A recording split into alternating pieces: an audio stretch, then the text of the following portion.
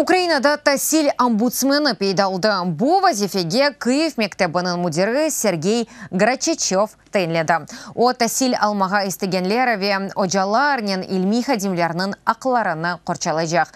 Омбудсменге айны заманда башқа ішлерді çalışmaға ясақ етілі.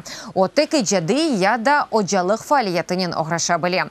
Тәсіл нәзірлігінді етқанларына көре бу вазифеге намзет тәсіл системасыны білмек керек. Шу жүмреден идария туфсасында бундан ғайры ой слятларыны да яхшы анламалы.